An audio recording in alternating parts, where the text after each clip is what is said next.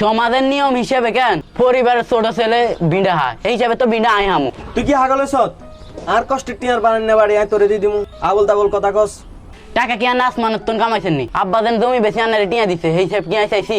আব্বা যে টিয়া দিছে এর থেকে বেশি টিয়া সংসারে খরচ করছি। এটার বাকি আমি কোনো সময় তোর চাইছি? উল্টা তুই যে সময় যা চাইছে তার তুন আমি তাই দিছি তোরে। আনে বাবা এটা হচ্ছে আনের দায়িত্ব। আনে হুইসমের বিড়ের দায় বাই করেন এই বিড়ে আনে চাই দেন। তুই যে হিয়ানে বাই কর আয় তোরে যথেষ্ট পরিমাণ হেল্প করুন। আর নিজের বানান বাড়ি আয় কারে এক ইঞ্চিও ছাড় দিতেন না। বাবা তুমি যে হাসতেছ, আমরা দুই ভাই এখানে ঝগড়া করি আর এখানে বলবো আসেনের। বাবারে হাসি কি আর সুখে? বাবা আপনার হাসি তো দুঃখের মনে হয় না?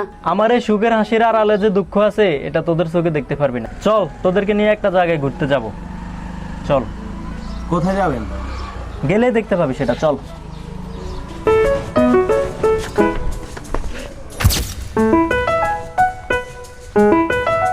আব্বা এটা তো দাদার বাড়ি, এই ফুরান বাই দেখার জন্য আপনার ঘরে এত দূর লয়ে আসেন? বাবারে এই ফুরান বাড়িতে কি দেখার মতো কিছু আছে? তাইলে আঙ্গুরে এখানে কিলো লয়ে আসেন? আজ থেকে 35 বছর আগের কথা, তোদের জন্মেরও আগে। এই যে ভাই আব্বা মরে জানের আগে কই গেছে আনারও সরকারি চাকরি লই দিছে। আল্লাহ কিছু করে দিতে তো আর না কইছে বাই আরে সাহায্য চলে যেতে না অন্য জায়গায় বাই করে লইতেন কইছে। আচ্ছা যা যেহেতু বাইকে তো তোর বাইকের দিকে যাম, তুই বাইকে থাক। সেদিন তোকে মতো নাই আর ভাই লগে বাইলে ভেজাল করছি। এজ বাই ঠিকই আয় হাইছি কিন্তু আয় আর বাইরে আর আইছি। অথচ দেখ আজকে এই বাই আর কোনো কামে আইল না। সেদিনের পরে তো আর বাইর কোনো খোঁজ আয় আর হাইল। কি কোন আব্বা এসব কথা তো আনে আঙ্গুরে আর কর্ণ? সেদিন হয়তো আর ভাই অনেক বেশি কষ্ট হয়েছে যেটা হাতে না আত্ম কোনোদিন আশা করেন। সেই কষ্ট হয়তো আর ভাই অন্য বলতে হারানো। আমি এই বাড়ি পাইছি ঠিক আছে, কিন্তু আমি আমার ভাইয়ের ভালোবাসা আর আদর এটা কোনো কিছু দিয়ে পূরণ করতে পারি না। আব্বা আমি বুঝতে পারছি আর আঙ্গুরে কি শিক্ষা দিতে চাইছেন। কথা দিলাম আব্বা আজকে তোন যতদিন বাঁচি ভাই লগে কারাগারি বাগাবাগি কোনোদিন করতেন না। বাবা একটা জিনিস খেয়াল করছো নি তোমরা জনগণ? আমরা আইতে যে সিটটা 200 টাকা করে ভাড়া লইছি ওই সিটটা কিন্তু আমরা গন্তব্য আয় হেতা করে ছাড়ে দেওয়া লাগছে।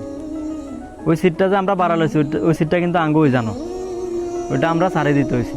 ঠিক কইছেন আব্বা। ওই বাসের সিটের মতোই আঙ্গ দুনিয়ার সম্পদ। আমরা ওই বাসের সিটের তো নামে গেলে যেমন অন্য কেউ উঠবো তেমনি আমরা এই দুনিয়াতে চলে গেলেও আমাকে পরবর্তী প্রজন্ম আসবো, হ্যাঁ তারা আই কিনা আস্তে আস্তে দখল করবো। এগুলো আমরা কিছু সময় লাই ভোগ করার সুযোগ হামো। এই কারণে এগুলো লই ঝগড়া করে কোনো লাভ নেই বাবা, বুঝছো নি? সম্পদ থেকে সম্পর্ক বড়। ভাই ভাইয়ের সম্পর্ক আজীবন থাকবো, কিন্তু সম্পদ আজীবন থাকতো না, সম্পদ অস্থায়ী। একটা কথা মনে রাখবে, ঠিক আছে?